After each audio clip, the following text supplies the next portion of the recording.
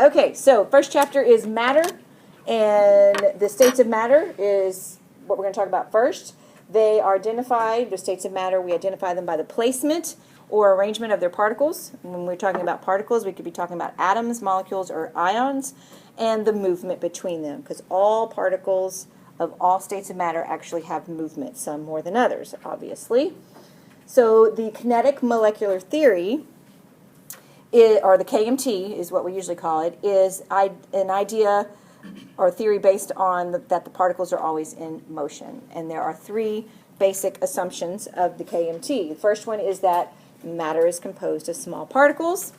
The measure of space that the particles occupy, or the volume, is derived from the space between the particles, and not the space that the molecules contain themselves. For example, we know the formula of water is H2O, which means that you have two hydrogen atoms bonded to one oxygen atom. When we talk about the volume of water, we are not talking about that individual molecule. We're talking about if I had a sample of water, I have one molecule connected to another molecule, connected to another, connected to hundreds and hundreds and thousands and millions of other water molecules. That's where the space is coming from, between them, okay? And as we go through the year, we'll learn what keeps one molecule of water connected to another molecule of water. We'll learn that as the year goes by. These particles, whether they are solid, liquid, or gas, are always in constant motion. And the motion is different for the different states of matter, which we'll talk about in here in a second. When the particles collide with each other or with the walls of a container, there is no loss of energy. We call these elastic collisions. Okay? In reality, they don't really exist, but in theory, the collisions are elastic, especially for gases. Okay?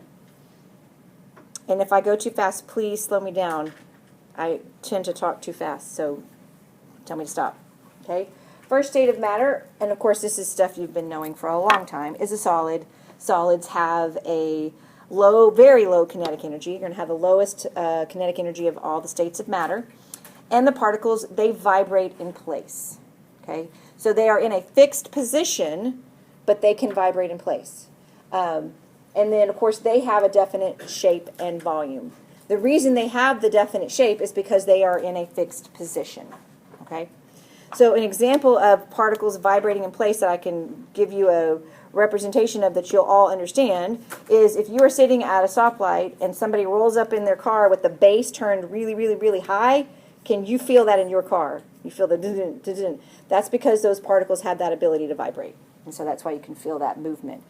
They're vibrating a little bit more vigorously, obviously, when you can feel the little jerk part of it. Okay? States of matter, the liquids, of course, they also have a low kinetic energy. They have a higher one than solids, but they do still have a low kinetic energy.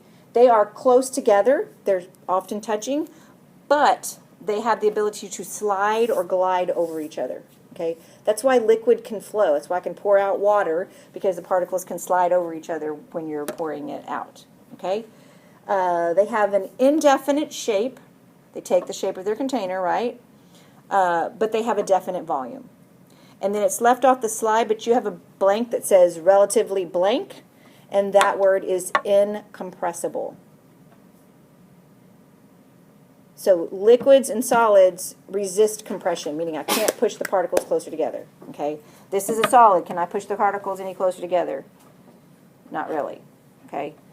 Same thing with the liquid. If I tried to squish the water in my Yeti cup, what would happen if I put pressure on them trying to put them together? It would just overflow and spill out.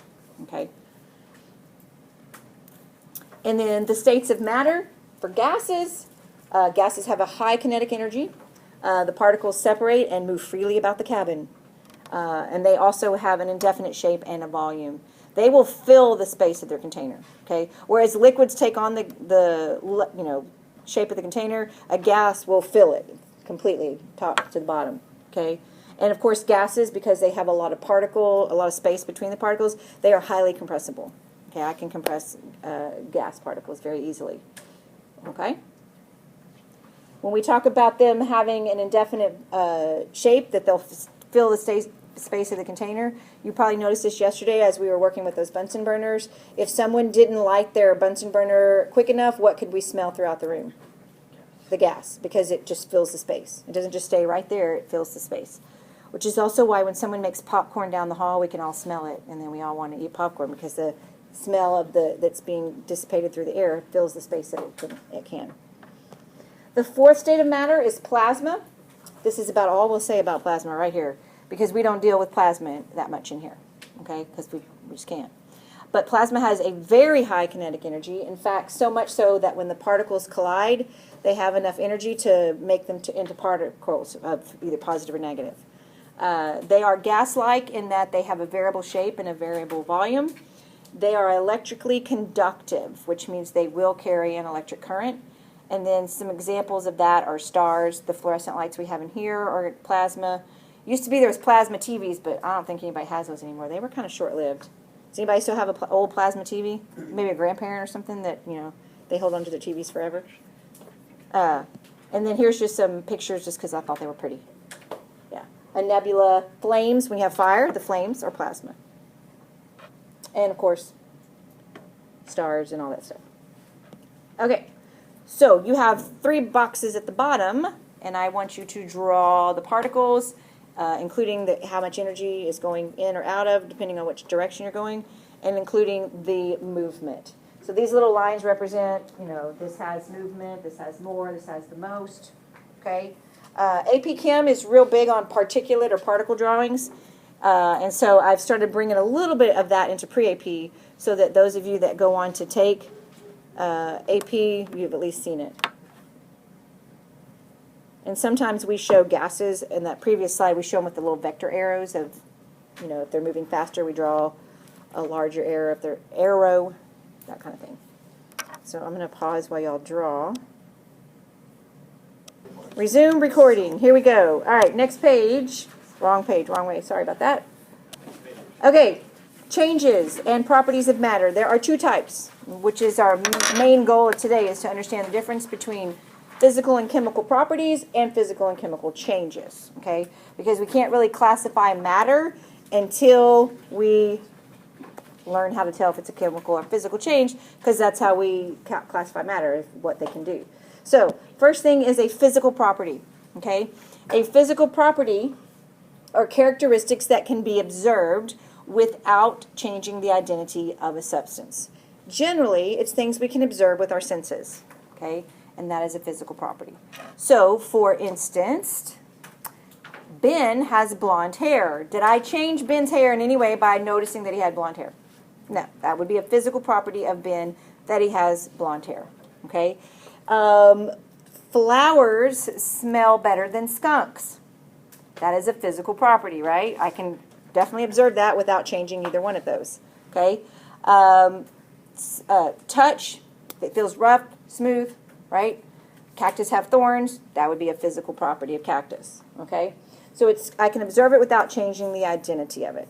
Another example of something I could actually measure, because measure is one of them, I could measure that something is 7 meters long. Did I change it by measuring it? No, that would be one of its physical properties. Density is another example. Density basically can be thought of as the concentration of matter. Feathers are a lot less dense than, say, gold. Okay? I can observe that. I could actually go in there and measure what the density of both of those things are, but I didn't change the identity. Okay? Within physical properties, they can be further subdivided into intensive or extensive properties. Okay? They are still physical properties. It's just a further classification of a physical property. Okay? Extensive properties depend on the amount of matter present, not the identity. Doesn't matter what it is. I could have 100 grams of gold and I could have 100 grams of feathers, right? The 100 grams would be an extensive physical property because it's 100 grams. No matter what it is, it's 100 grams, okay? I could have 7 meters of copper wire, 7 meters of licorice, okay? Both would be extensive properties of the length. Intensive properties, however, is the opposite. It doesn't matter how much you have, it matters what it is, the identity. Okay? So going back to that density of feathers versus gold, the density is an intensive physical property because it depends on what it is. Okay? Gold is much more dense. That is an intensive property because it's gold. incidentally, all of the metals have their own unique density that's different, and I can often use it to identify. If I have an unknown metal, first thing I would want to do is figure out what the density of it is and then go from there, okay? Because like gold has a lot, well, gold would not be a good example because it's gold, but let's say there's a lot of metals that are silver. Let's say I have silver and aluminum. They're both silver looking, right? With that silver color. The best and fastest way to figure out if it's silver or aluminum would be find the density, because silver has a much higher density than aluminum. And so I could at least narrow it down that I don't have silver, So it can be used to identify. Another example of intensive properties is Ben has blonde hair, right? But Cameron does not. So that intensive property of Dylan is that, not Dylan, that's Dylan, of Ben is that he has blonde hair and Cameron's is brown. So that depends on the identity of the person. Unless you go to the salon and dye your hair like I do. But then it's still an intensive property, I just changed it. Chemical properties, however, describe the ability to undergo a change. If it's a chemical property, it has not gone under the change, it just has that ability, okay? For instance, wood has the ability to burn, right? So that would be a chemical property of wood, is that it has the ability to burn. Iron has the ability to rust, okay? Once it rusts, it is now another substance, okay? So it has the ability to undergo that chemical change, okay? Reactivity, for instance, sodium metal is highly reactive with water. It actually will explode when it hits water, okay? That is a chemical property. Now, if I actually drop it in the water and have it react, then it's a chemical change. So the property is the ability to do it, not that it actually did it, okay? So there are some examples. Oxidation is ability to react with air or oxygen, and that would be an example of rusting. So when iron rusts, it's being oxidized by the oxygen in the atmosphere. Okay? So that brings us to changes. Okay? That's the property is it can do it. The changes is it actually did it. So in a physical change, only the physical properties are affected. Okay? There is no new substance created. Mixtures can be separated by physical change. If I dissolve if I dissolve sugar into water, stir it all up, and you can't see the sugar, but can I get the sugar back? How? Boil away the water or evaporate the water, and I would have the sugar. So I can physically separate those again. So that would be a physical change, because all I did was dissolve it. Okay, but I can get it back. So dissolving is going to be physical. Phase changes are always physical changes, okay? Water, what's the formula of water? H2O. If I boil the water and make steam, what's the formula for steam? H2O. So it's still water, it's just now in a gas phase, right? And then if I take that water and I freeze it, now I have ice. What's the formula of ice? That's not right. It's H2O cubed. Thank you. Thank you very much. If you didn't get that, I mean like ice cubes, H2O cubed. If you don't like corny jokes and corny puns, this is not going to be the place for you. I'm just telling you right now. I like corny jokes, and the cornier and the more groan-worthy, the better they are. Okay? Tearing, crushing, all that stuff, still going to be physical changes. If I have cinnamon sticks and I put those in my coffee, or I take that cinnamon stick and I grind it up into cinnamon powder, it's still just cinnamon. Okay? Still just cinnamon. Here are our phase changes of matter. Phase changes are always going to be physical changes. Okay? So most of them you're familiar with. You're familiar with melting and freezing. Okay, just depends on which direction you're going. Incidentally, when I melt ice or I freeze ice, it happens at the same temperature. Okay? If I have a solid and I melt it to a liquid, it happens at the same temperature as if I have a liquid and I freeze it to a solid. Okay? They are happening at the same temperature. Usually, if you're exactly at that temperature, they're happening together in equilibrium. We get to that much later in the year. Okay? Of course, gas and liquid, evaporation, condensation. One you may or may not be familiar with is sublimation and deposition. And that is where you go from a solid to a gas, is called sublimation. And then if I go gas straight to a solid, it's called deposition. The way I remember the difference is if I go from a gas to a solid, I would be depositing a solid. That's the way I remember deposition. The best example of that is dry ice.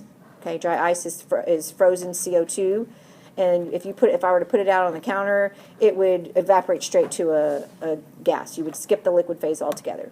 Okay, consequently, or the reverse of that is if I wanted to make solid dry ice CO2, I would put it under a lot of pressure and get it really, really cold, and it would go straight from being a gas to a solid. Okay. Air fresheners that are the solid air fresheners that your grandmother may put in their bathroom, those are also an example of sublimation. Not the liquid ones, because they're liquid, but if they're solid, you know, that goopy, like, yeah. I don't even know if they even sell those anymore. So, how do we know if a chemical change happens? It produces a new substance with new properties. An easy way to remember that is it farts. Okay? It can fizz, bubble. If I mix two things together and all of a sudden I have bubbles, what did I produce? A gas. Okay? So I produced a gas. There wasn't a gas there before, and now it's producing a gas. So it fizzes and bubbles out. Because gases are less dense, they bubble out of the liquid solution. If it produces a smell, okay? If it produces a smell. Now, aroma itself, someone asked this last period, odor itself is a physical property, right? Because I can smell it without changing it. But if I produce a new odor that wasn't there before, that's a sign that a chemical change happened, okay? For instance, if I were to make a reaction and I produced a sulfur-containing gas, you would see the bubbles, but you would also smell it, because it actually smells like farts. Okay. Replacement, did the reaction replace any of the original substances? If I'm giving you a chemical reaction, especially when we're balancing equations, and you started out with two things and you have two different new formulas on the other side, well then that was a chemical reaction. Okay. Temperature, it can produce heat or it can get colder. Okay. So I can mix two things together and all of a sudden the outside of my container feels really, really warm. What kind of reaction did I have? Exothermic. And then I can, same thing, I can mix two things together and it can get really, really cold, and that would be an endothermic reaction. So those are signs. And then, of course, if it produces a new substance. One of those is called a precipitate. You might want to write that down. A precipitate. I will spell that for you. Usually, a precipitate is when I mix two liquids together and forms a solid. Okay? And then because we didn't have a solid there before, now we do, that's a sign of a chemical change. Okay? We are almost done. Anytime we have a physical or chemical change, it does involve some sort of energy transfer. Okay? Which brings me to the law of conservation of energy, which states that energy is not created or destroyed. It is only transferred in a chemical or physical reaction. So we're transferring that energy. Okay? For instance, the body uses energy from the food that you eat, and then we use that to we digest our food, produces energy, and then our body utilizes that to do all the activities that we need to do. And then if you're talking about like weather cycles, we're using physical change of evaporating and condensing the water in the water cycle. Okay? All right. Now we are going to practice labeling. Next page of your notes. So we're going to label this as either a physical or a chemical property. If we label it as physical, we also are going to say whether it's intensive or extensive. Okay? So this is where I need good class participation because I already know what they all are. I need y'all to tell me what they are. So combustibility means, chemical means the ability to burn. How about, color? It's physical, but is that going to be intensive or extensive? Intensive, depends on the identity. I could have yellow roses, I could have red roses. Depends on what kind of rose I have. Okay? It reacts with water. Definitely chemical. How about smell? Physical, and is it intensive or extensive? Intensive. Chocolate cake smells better than boiled eggs because of what they are. Length. Physical, extensive. How about the melting point temperature? Melting point is physical and it's intensive because it depends on what it is. Water boils at 100 degrees Celsius. It doesn't matter if I have 100 milliliters or 2,000 milliliters. It's still going to boil at 100 degrees Celsius. Now, it'll take the larger volume longer to get to there, but it will still boil at 100 degrees Celsius. How about density? No, that one's going to be physical intensive, because remember, intensive depends on the identity of the substance. Extensive depends on the amount, not the identity. So intensive, you can remember that they both have I. Intensive is identity. They both start with an I. Okay, so that would be intensive. Feathers have a lower density than gold because of what they are. Solubility, the ability to dissolve, is what that is. That's actually going to be a chemical property. Yeah, like gold is not soluble in water, but salt is. So it depends on the identity. Now, the actual dissolving of it, this is where it gets a little tricky. If I actually did dissolve something in water, that would be a physical change, but the ability to dissolve is going to be a chemical property, because we're talking about properties here. Okay? Malleability. I can hammer it into a thin sheet is malleability. Huh? Mm-hmm.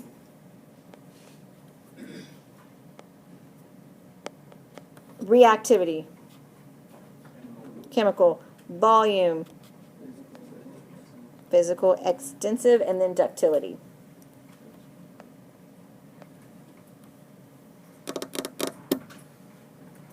Okay. Actually, I want to go, yeah, never mind. Okay. Now, this one is going to be changes. So when we're talking about changes, we're just going to be physical or chemical. Only the properties have that further subcategory of intensive, extensive. Tearing a cloth. Physical.